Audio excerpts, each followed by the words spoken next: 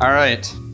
Is it Rare Whiskey Friday? It's Rare Whiskey Friday. Well, apparently we got... Hi, welcome to the Whiskey Vault. Wait, did we miss... Did I give you extra questions? Oh, I don't know. We got... Wait, 1, 2, 3, 4. This is 5. Huh. Hi. Oh, we hold on to that one, but don't use it because Okay. I normally do 5 comments because there's only one Rare Whiskey Friday. Yes. But this one, there was 2 Rare Whiskey Fridays. But... And so we have less whiskeys. few whiskeys. That's true. We could do a comment Rare Whiskey Friday. Okay, fine. But that means, though, it's your turn. Oh, yeah. Because I humiliated myself. Humiliated. It's very dramatic. Yes. I was in the red zone last week. I'm taking deep breaths and prepping. Couldn't complete. It's kind of like the prep that those deep divers do whenever they just go down and see how far down they can go. Yeah. Yeah. Welcome to Rare Whiskey Friday. We're going to go for you and sample a few whiskeys. Some might be large brands. More often than not, they are small brands without a large amount of distribution. If you should be so lucky as to live in an area where you can get your hands on one of these whiskeys, you're welcome for the review. And thank you to the magnificent bastard who sent it in. It's pretty good. There's one word right out of the gate, but that was other than that, it's clean. Other than that, it's clean.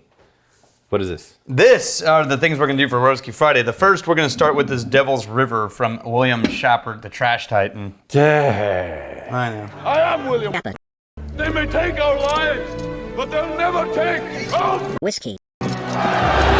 He sent me a note today. Yeah. I mean, this is when we shot this weeks ago now. Yeah. Hey man, I've got 2 more boxes coming your way before the October deadline, which brings me to an even 100. Why would you do that?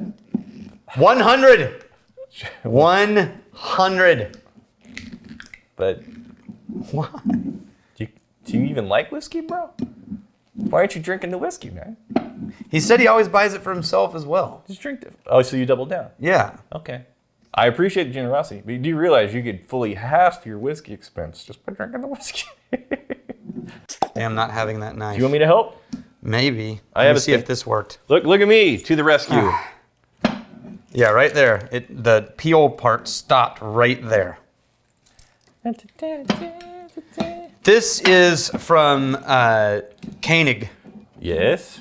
This is an Idaho distillery. We've done these guys before, but we haven't done this one. Get ready, Koenig. We're going to do you again. This is 8-year-old bourbon, 58.55. This is barrel proof. Yes. 8-year-old bourbon from a distillery that focused originally on brandies, fruit brandies, That's interesting. and then got into Yes. rye and bourbon. That's interesting. Yeah. Who else do we know that's into like the brandy scene? Iron Root guys. Right? Yeah. And they bring a lot of interesting whiskeys to the table. Yeah. 15 barrels went into this mix Oh, this is to commemorate their 20th year of being a distillery with 8-year-old bourbon. this is subtle and titillating. It's soft. It's not beating you over the head, but you can tell there's gleamings. There's some niceness in that. Look at that. Oh, is that like a leather thing? Yeah. Ooh, leather. Right? Wait, no, though. It's fake leather. Look at that. Hey, that's actually even better. Yeah. A really, oh, I get fresh pear. Pear, really? Yes, fresh pear. Like, you don't really take a bite out of the pear, really. You're not a pear Yeah, guy. because they're really dry and grainy in I their mean, texture. No, some, though. Dude, I got to get you a ripe pear. Okay. Like, some of the juiciest thing you throw down can be a pear if it's ripe. It's just right. You don't have much long. You don't have much time, though. It's going to, that window is, yeah. It's like an avocado window. Yeah. Too late. It is very soft and lightly fruity and slightly almost herbal, but not quite. These, you said this is barrel proof? Yeah. This is one of those situations where you sense that there are layers and nuance and complexity, but they're not just walloping you over the head because of a super high proof. There is a delicate quality to it, a softness to it, still on the nose. How's it taste? Ooh. Exactly like it smells. That's good. That is dense. Almost syrup dense. Yeah, it's really good. I'm gonna add a little water to that, but I don't remember liking Seven Devils this much. Well, but the finishes but goes. this. The finishes goes for days. It's still finishing. It's not finished yet, Daniel. Then going back, I get a nice little nip of the vanilla there. Oh, water really made this magical. Just chips off the edge of the vanilla going back on the nose. Yeah. It ends in vanilla cream if you add a little bit of water, and it makes it this really like dense and wood forward, but then with this nice vanilla cream ending, and that's where it belongs. A little dash of water. This is perfect with a little dash of water. This is damn good. See, for me, that woke up the ethanol quite a bit. On the nose. Yeah. But go past that. It does. It jumps the ethanol up, but on the palate, it redeems itself. I had a different experience on the palate. For me, I might have added too much water. okay. For me, it became more bitey, and the oak woke up a lot. But the things that I was really took your digging water. at the cat, no, mine's over here. Oh. Things I was really digging about the cat strength. Yeah, I like it as is without the water. That's nice though. Is it worthy of Hidden Gem? No, because Not it's quite. too rare. Too rare. Like the Catoctin barrel proof, we might have a shot at getting more of those for people, but this is an anniversary release. Of 15 anniversary. barrels. So if it's not Yeah. at least semi-standard, Yeah. then okay. Yeah, All right. there's no point in. All right. Now, this is the next one. Are you ready? Really quick though. Oh. Because it's a relevant question, we usually wait till the end. Music Junkie 2393. So is there a difference between adding water to a whiskey than having a whiskey at a lower proof? Yes, absolutely there is. The difference is that when you proof down whiskey, there's a process and there's time, and then there's the ability over a big chunk of time for it to sit in the bottle and assemble itself again. The term that's often used is marry. Yeah. But when you just add some drops of water to a whiskey, you sort of create this fracturing of different things in the glass instantaneously. And if you drink it pretty quickly, you don't get time for it to settle itself down. Yeah. If you want to know the difference, get one whiskey that's a higher proof that you own, add a milliliter of water or two to a regular glass, maybe a little more, and then let it sit overnight sealed so it's not evaporating. Yeah. Then the next day, add the exact same amount of water to another glass, and side by side, compare the one that rested with the one that didn't. Right. You'll taste the difference. So to your point, even that little bit of time that you put some water in, Yeah. and it was still like kind of trying to mix with oils, and it was rubbing shoulders, and it was still trying to figure itself out. Going back after this had like a minute just to settle down, it's already a lot less ethanol. And less bitey, and Did you get that vanilla the cream sweeter that I was flavors. talking about? Not quite to the vanilla cream yet, but a lot of those qualities I was liking before water are still showing back up. All right, so this is a weird whiskey we're switching to. Oh, it woke up a cherry for me. Go ahead. This is trippy. Okay. So this is the OZ Tyler Distillery, the guys who did the rapid aging stuff, but I don't think they rapid aged this one. This is 5-year-old Kentucky bourbon. And what they did was took the Duke, John Wayne.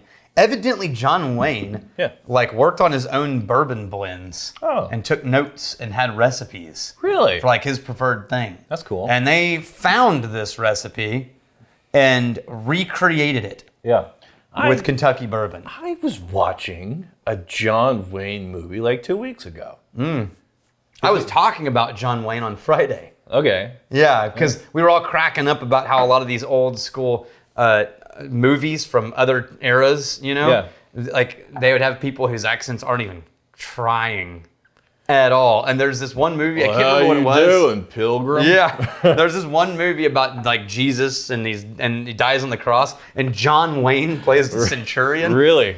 And at the end, the sky is all cracking and going crazy, and John Wayne is standing there in a centurion outfit, and he goes, "Surely that man was the Son of God."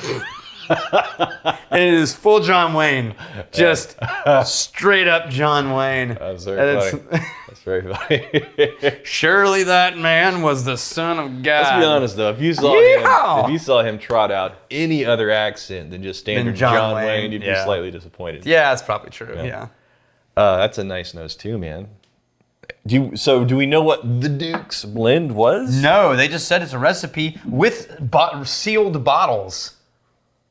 And so they took the sealed bottles from the family archives and then tried to recreate it. Okay, but in order This is like but in order to create this bottle, surely they went to the distilleries that were sending those bottles. I don't know. If John Wayne had enough bottles Yeah. for them to crack open bottles and then create an entire line of whiskey. No, keep in mind, they did this with the Shackleton release, too. Okay. Remember Sir Richard Patterson? So Took one of the 12 or something bottles. So let's say back in John Wayne's Wayne's day. Right. He's like, it was like fifth Jim Beam.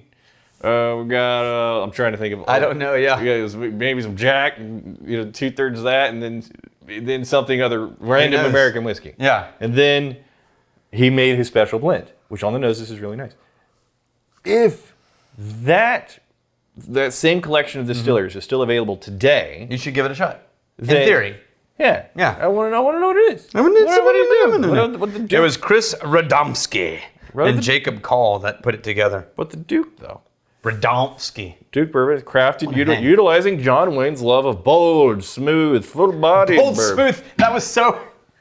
That was the Westland April Fool's joke video. Yeah. The Bold Smooth. The bold, smooth, full-bodied bourbon. Yeah. A recipe that until now is well known, created from handwritten notes and bottles presented for over 40 years in the family archives. Yeah. Duke is distilled in Kentucky the old-fashioned way, Dude. incorporating the highest quality ingredients and aged in charred new American oak barrels. A weird thing just popped into my head. Take a sip and count to 2. Pineapple. Like 2 or 3 seconds in, this weird, A little bit. like, sweet pineapple note showed up. A little bit. It's a nice blend, though. On the nose, it's very dry and slightly oaky and kind of I would bourbon-y, say it's but bold, smooth, Yeah. and full-bodied. but in the palate, it has this really nice, rich Yeah. brown sugar, a little bit of fruit, and yeah, that's really good. I mean, I don't know what went into this, but that's a good bourbon. Surely that man could blend real good. Yeah. Surely that man blended a great Kentucky bourbon. You're aiming right down the middle of home plate on these flavors. Oh, yeah. This isn't doing anything weird or interesting or exotic, but it is a really nicely balanced, classic, American whiskey. All right, so what's something we can drink to add to the Rare Whiskey Friday That is nice, though. just for the hell of it? I'm coming back to it. Hey, you want to try a weird Glengoyne Scotch? How old? 21. Sure. Michael Stone, could you guys show us a picture of the backlog of unreviewed whiskey so we can see how magnificent everyone is? Yeah, we could take some photos and get it to Dan and he can embed it in there. Can you not see? Oh, I already got glasses. Why the 21-year-old Glengoyne? Just because I walked over there and it looked good. I like Glengoyne in general. And I haven't had this one for a while. And we've never talked about on the show. 21-year-old Christmas cake, honey and fruit, cinnamon finish, perfect for after dinner or frankly, anytime. We distill slower than anyone in Scotland. I think that's Emma's motto too. And then we mature exclusively in hand-selected sherry casks Yeah. for 21 years. So this is all sherry by itself, no mix of bourbon Yeah. and sherry, just sherry cask. 21-year-old Glengoyne. You said we haven't done it. This is from Nathan Huey. We haven't done an episode on it? I feel maybe we had because Nathan Huey donated it. So, I mean, if we haven't thought done we an hadn't. episode, we should do an episode. Well, now I'm gonna look We're going to look on the episode. because now that I see Nathan Huey donated it, it makes me think Gosh, it's really nice. we had. Those really matured, ripe, dark fruits, the plums and the figs, and man, yeah, stewed together, beautifully balanced. And Oh, we did. This is when you can tell there's a lot of age on it.